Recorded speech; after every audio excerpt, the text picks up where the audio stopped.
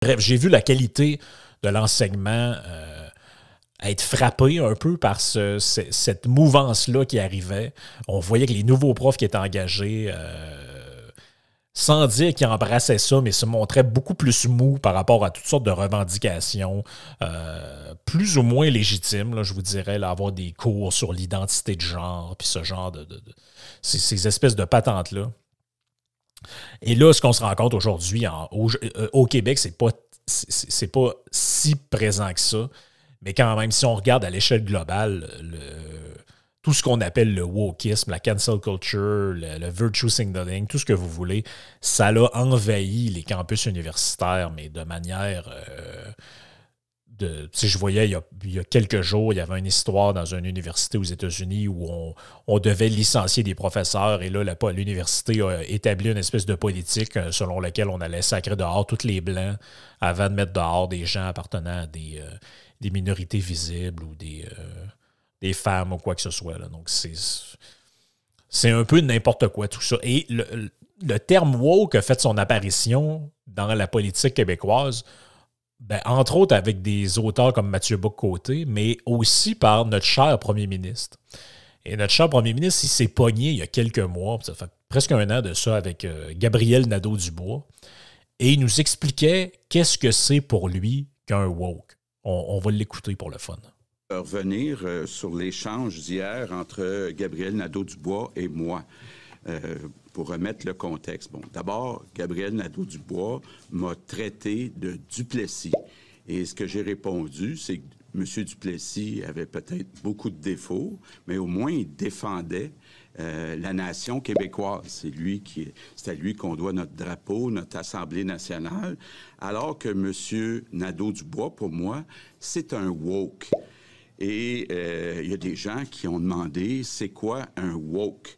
Et pour moi, un woke, c'est quelqu'un... On devrait pas plus parler justement d'autres choses qu'il m'a traité de Duplessis, que je l'ai traité de woke. C'est lui qui a amené ce débat-là. Quand même un débat là qui est très important. Le premier ministre, ça amène pas de monde dans les hôpitaux, ça amène pas de... Donc, c'était un peu le climat qu'il y avait à l'époque. Le bout qu'on n'entend pas, parce que c'est un petit montage... Il disait « Un woke, c'est quelqu'un qui veut nous faire sentir coupables de défendre la nation québécoise et de défendre ses valeurs. » Bon, c'est un peu faible comme définition, on va se le dire. Même très faible, très, très faible. Il y a plusieurs aspects là-dedans. Si on le voit d'un point de vue purement idéologique, je dirais qu'il y a peut-être 3 points. 3 points qu'on pourrait mettre là, comme assez majeurs. Effectivement, le wokisme, ce qu'on appelle le wokisme, a l'air de vouloir se définir comme une attitude pour les membres d'un groupe majoritaire de faire de l'autoflagellation sur la base de concepts comme le sexe, l'origine ethnique, etc. Donc, tout ce qui est white shaming, ce genre de truc-là. Donc, c'est une attitude d'autoflagellation à propos du groupe majoritaire par rapport au groupe minoritaire. Donc, je pense que c'est un peu à ça que faisait référence notre cher premier ministre, exprimé dans des termes assez brouillons. Le deuxième point, c'est que c'est interrelié avec une perception de signalement de vertu en réalité. Parce qu'il faut se faire voir par les groupes qu'on a identifiés comme étant victimes, comme étant de bonnes personnes. Ça, je vais y revenir après. Et plus techniquement, plus factuellement, ce qu'on entend par wokisme en général, c'est l'attitude ou c'est la caractéristique des années post-2010, où on a un débat d'ordre théorique sur des concepts qui sont établis comme réels. Donc, avant 2010, c'était assez rare de discuter de qu'est-ce que c'est qu'une femme, qu'est-ce que c'est qu'un homme, qu'est-ce que c'est qu'une origine ethnique ou pas, est-ce que les frontières existent, ce genre de trucs-là. Donc, les concepts qui étaient établis, ben là, il y a une discussion depuis 2010 où il y a un genre de débat amené par ces gens-là sur l'origine socialement construite de ces concepts-là. Donc, je dirais que c'est peut-être les 3 caractéristiques du wokisme, pour autant qu'on veuille en faire un mouvement idéologique. Moi, je pense que c'est une erreur de voir ça comme un mouvement idéologique. En fait, on confond en général le wokisme avec une forme de gauche, avec une variante de mouvement de gauche. Mais en réalité, c'est j'allais dire un fléau, mais ouais, je dirais que c'est quand même un fléau de société, cette attitude-là. Justement, c'est bien plus profond. En fait, le wokisme ou l'idéologie woke peut se juxtaposer avec les mouvances de gauche radicale, mais elle ne se résume pas à ça. Il ne se résume pas à ça. Autrement dit, vous pouvez avoir très souvent, vous allez avoir un gauchiste qui est un woke, mais le woke n'est pas forcément un gauchiste ou quelqu'un de gauche. Je dis gauchiste, ce n'est pas un négatif nécessairement, là, c'est quelqu'un qui se revendique de gauche. On va appeler ça un gauchiste.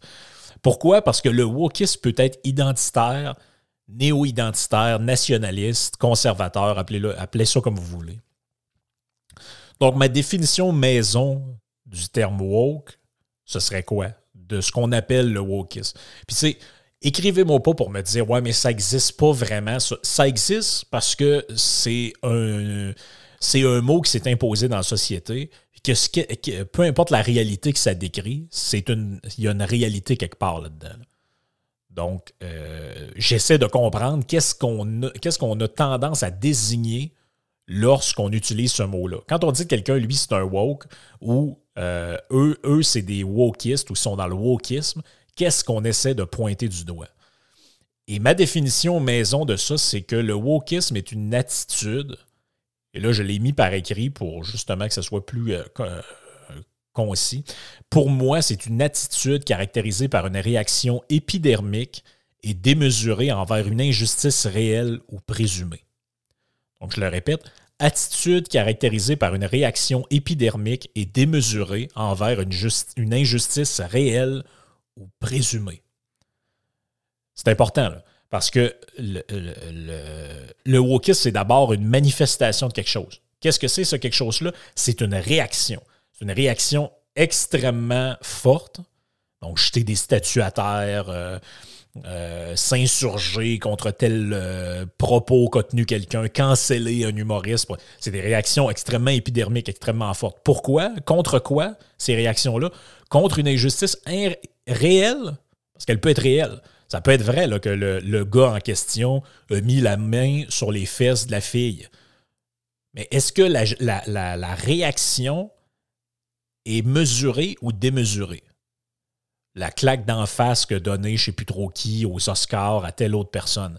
Est-ce que la réaction qu'ont eu certaines personnes elle était démesurée ou mesurée? C'est ça l'enjeu qui est ici. Donc, l'injustice peut être réelle, mais peut être aussi présumée. Donc, dans le cas de la remise en question de tout ce qu'on appelle le racisme systémique, le blanc-triarcat, tous ces concepts un peu pompeux et vaseux-là, est-ce que ces concepts-là désignent une réalité ou non? Est-ce qu'ils désignent quelque chose de très flou qui a un fond de réalité ou non? Donc, est-ce que l'injustice, elle est réelle ou elle est présumée comme étant réelle? Donc, à gauche, ça va s'incarner comment? Ça va s'incarner dans l'hypersensibilité envers tout ce qui constitue un symbole normatif. Je répète, à gauche, elle va s'incarner dans l'hypersensibilité envers tout ce qui constitue un symbole normatif. Donc, que ce soit au niveau de la sexualité, de l'origine ethnique, de la religion, de l'identité, name it, tout ça rentre là-dedans. Et tout ça va s'articuler autour de quoi? Autour du concept de la micro-agression. C'est C'est pour ça que je vous disais la réaction démesurée envers une injustice réelle ou présumée. Parce que la microagression, c'est quoi? C'est le gars qui a les jambes écartées dans l'autobus, il m'a agressé. Tel autre, il n'a pas utilisé le bon prénom, il n'a pas utilisé mes pronoms en me parlant, parce que moi, je voulais qu'on m'appelle il, mais il a pensé que j'étais d'abord une femme, et finalement, je m'identifie comme homme. Bon, tout ça, c'est tout ce qui tourne autour du concept de microagression. Donc, juste le fait que ce concept-là existe, ça en dit beaucoup sur cette mouvance-là. Bon, à droite, ça va se manifester comment? Je dis à droite parce que j'utilise les concepts qui sont donnés. Là. Le vrai terme, ce serait plus identitaire ou réactionnaire, ou appelez ça comme vous voulez.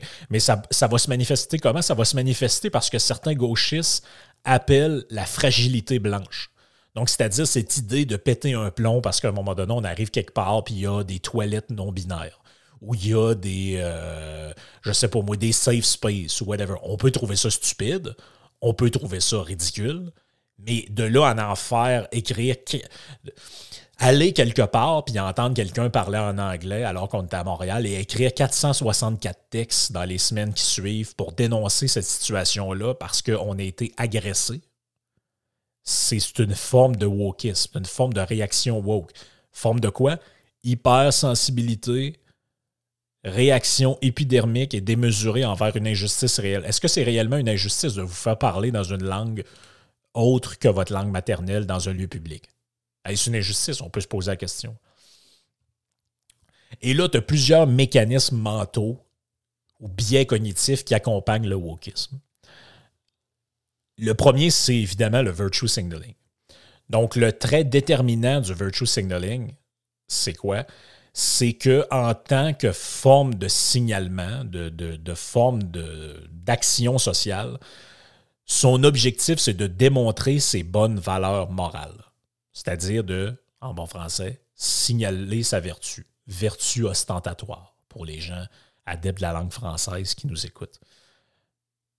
Ça peut se faire, comme je l'avais dit dans le podcast là-dessus, de manière, je ne me souviens plus les termes que j'avais utilisés à l'époque, mais en gros, tu as deux formes de signalement de vertu.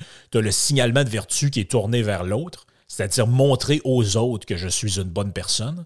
En général, c'est une forme de signalement de vertu qui peut ne pas être totalement négative, mais peut quand même avoir une forme de positivisme ou de positif. Mais la plus pernicieuse là-dedans, c'est le virtue signaling tourné vers soi-même. Donc, le virtue signaling égoïste ou égocentrique qui consiste à essayer de se faire croire à nous-mêmes qu'on est une bonne personne. Ah, il y a 3 mois, je ne savais pas c'était quoi l'Ukraine, mais là, je vais mettre un petit drapeau, puis comme ça, j'ai l'impression d'appartenir au camp du bien. Et je suis maintenant un grand défenseur de la liberté. Ouais, tu sais comment que ça fonctionne là-bas? Quel genre de système politique ils ont? Quel genre d'économie ils ont? Ah, je sais pas. Je sais pas, mais moi, je suis une bonne personne. Bon, c'est un peu caricatural, mais vous comprenez l'idée. Deuxième trait, deuxième mécanisme, le cancel culture. Évidemment, tout ça se rattache ensemble. Donc, c'est quoi? C'est l'idée que des vestiges du passé, que ce soit des paroles, des choses, des personnes, name it, doit être analysé en fonction de nos critères moraux contemporains. Ça, c'est vraiment un biais cognitif ou un mécanisme mental qui est extrêmement présent dans cette mouvance-là. Puis comme je dis, ça peut être présent dans beaucoup de mouvances, c'est-à-dire essayer d'interpréter comment pensait Lord Durham en fonction de notre mentalité contemporaine, c'est une forme de cancel culture aussi, là. C'est-à-dire que le gars, à l'époque, c'était totalement normal de penser comment lui pensait. Même chose comme j'avais des gens à l'université là, qui étaient dans cette forme qui commençaient à être contaminés par cette forme de pensée-là, qui, eux, dans le fond, essayaient de faire des travaux d'université sur expliquer pourquoi Aristote, c'était une vidange d'avoir validé l'esclavage en moins 350 avant Jésus-Christ. Le vrai exploit, ce serait d'essayer de trouver quelqu'un qui était contre l'esclavage à cette époque-là. Je veux dire, c'est degré zéro de la pensée. Et l'autre point, je dirais le troisième point que j'établis comme déterminant dans cette liste-là là, ou dans cette analyse-là des biais cognitifs ou des mécanismes mentaux. En passant, c'est mon analyse à moi. Je ne cherchais pas de texte, je ne cherchais pas de livres. C'est des notes que j'ai prises en réfléchissant à tout ça. C'est les idées surinvesties. Bon, si on faisait de la psychanalyse, on pourrait appeler ça le délire de persécution, on pourrait appeler ça n'importe comment, si vous êtes freudien ou si vous êtes peu importe. Mais c'est important, ça. Les idées surinvesties ou le délire de persécution, c'est l'état d'esprit. C'est un état d'esprit où le thème central consiste pour le sujet à être attaqué, harcelé, trompé, persécuté ou victime d'une forme de conspiration. On va le voir, ça, chez certaines militantes féministes extrémistes là, qui vont jusqu'à dire que le fait de devoir porter un enfant, c'est une forme de preuve ontologique de la domination de l'homme sur la femme. Ça, by the way, là, ça existe pour de vrai. Là. Vous irez voir Marcella Yacoub, aujourd'hui, on dirait une autrice, une auteure française qui a écrit un livre qui s'appelle « L'Empire du ventre pour une autre histoire de la maternité ». Et elle est là-dedans. C'est en fait, c'est une forme de... Justement, c'est que l'idée de la lutte des sexes comme moteur de l'histoire, la lutte des sexes ayant remplacé ici la lutte des classes, dans une espèce de marxisme dégénéré, tout est réinterprété à l'aube de cette idée-là. C'est pour ça que je dis l'idée surinvestie, c'est qu'il n'y a plus rien qui existe en dehors de la matrice idéologique de cette personne-là. Donc là, évidemment que ça va amener à des réactions épidermiques et démesurées envers, comme je le disais, injustice réelle, injustice présumée.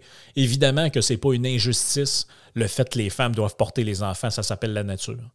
Dans la nature, il n'y a ni bien ni mal. On est par-delà le bien et le mal, comme dirait Nietzsche. Il n'y a pas de bien et de mal dans la nature. Parce que tant qu'à ça, c'est une injustice que les hommes crèvent à la guerre, c'est une injustice que les premiers hommes dans l'humanité se faisaient défoncer par des mammouths qui allaient chasser ou je ne sais pas quoi. Là. C'est une injustice d'être un enfant, c'est une injustice d'avoir les pieds plats. Je veux dire, il faut, à un moment donné, la nature est ce qu'elle est, puis il n'y a pas de justice ni d'injustice là-dedans. C'est l'état des choses qui est comme ça. Là. On peut s'en plaindre, on peut s'en réjouir, mais c'est comme ça. Il n'y a pas de complot, il n'y a pas de... Donc là, on est dans les idées surinvesties. Mais avant de se répandre dans la société puis qu'on ait conscience de tout ça, comme je l'ai dit, ces attitudes-là ont germé dans les campus universitaires, en particulier américains, mais comme je l'ai dit, pas que. C'était présent ailleurs aussi. Aujourd'hui, elle est même rendue dans les grandes entreprises. Je parlais avec quelqu'un que vous connaissez, que je nommerai pas pour pas que la personne soit identifiée, là.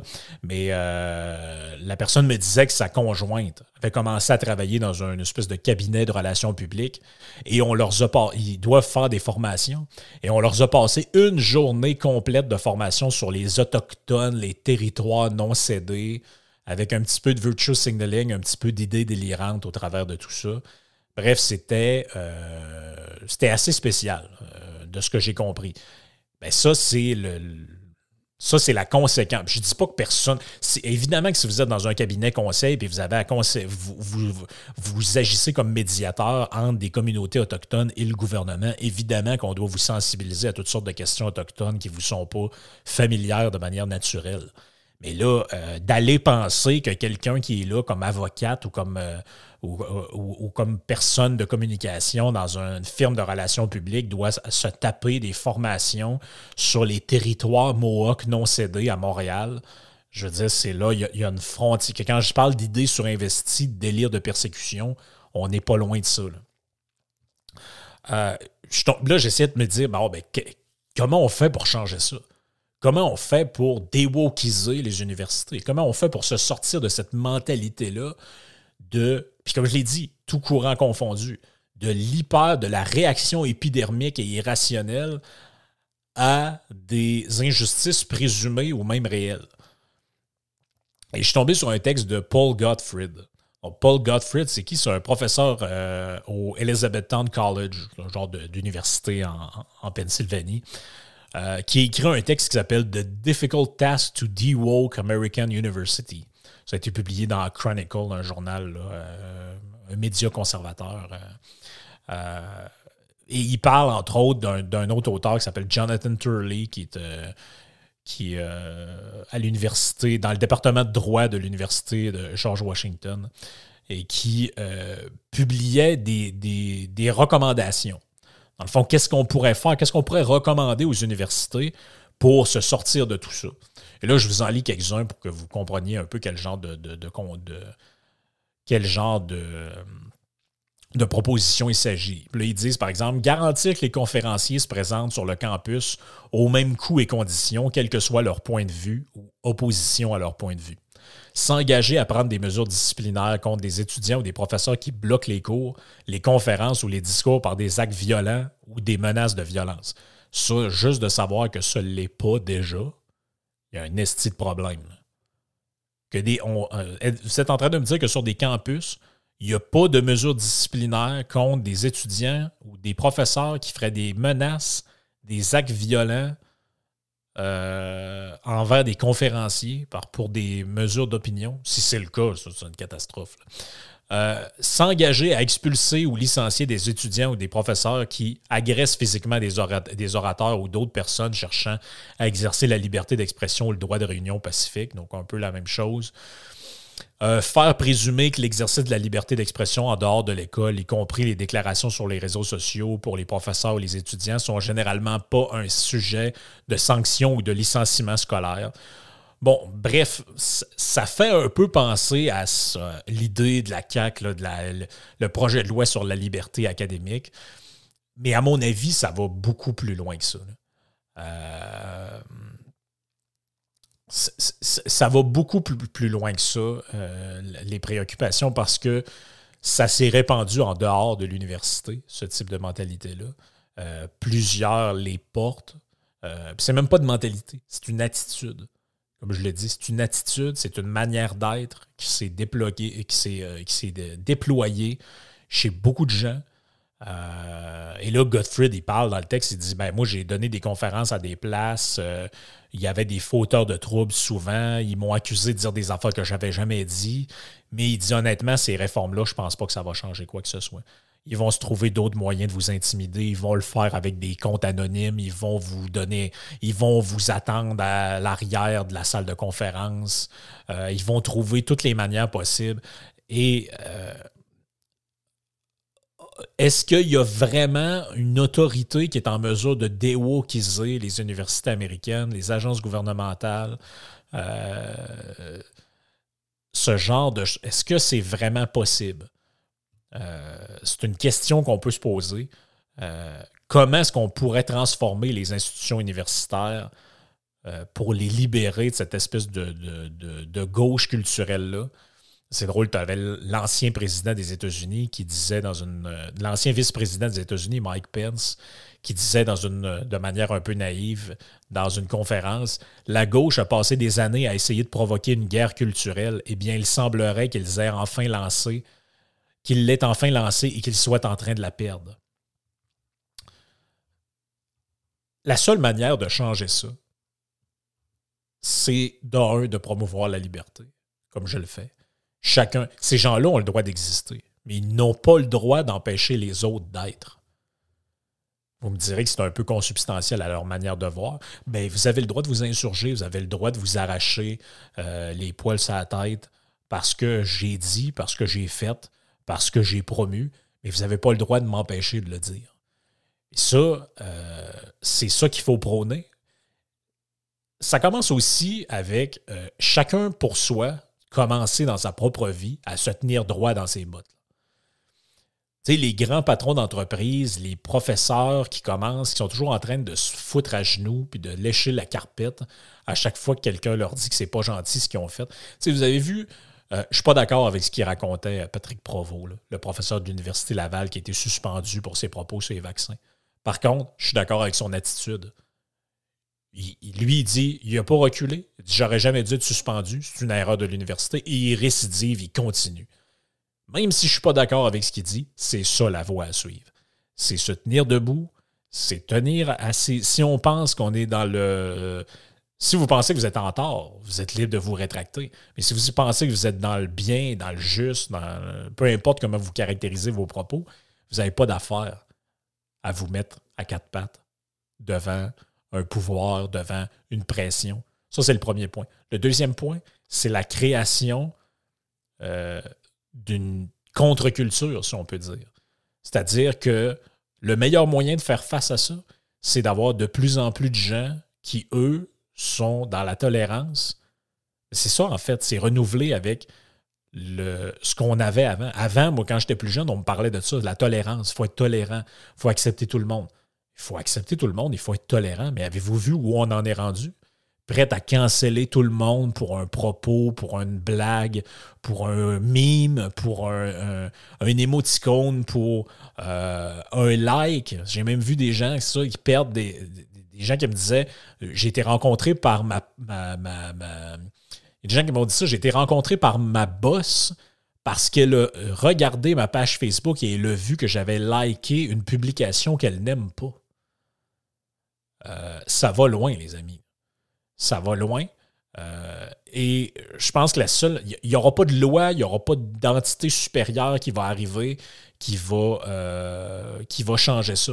Par contre, est-ce que certaines universités, parce que les gens choisissent où ils vont étudier, là, n'en déplaise aux gens du Parti québécois, là, les gens décident où ils vont étudier. S'il y a des universités qui commencent à dire « nous, c'est terminé », il n'y a plus aucune revendication de ce type-là qui est fondée sur rien ou pas grand-chose, qui va se voir, écoutez, ça va être une fin de non-recevoir. Merci, bonsoir. Les professeurs sont libres de tenir les propos qu'ils veulent et les étudiants aussi, du moment que ça n'incite pas à la violence ou à la haine ou whatever.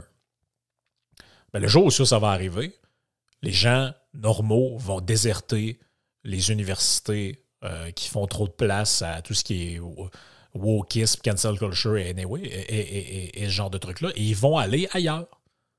Ils vont aller ailleurs.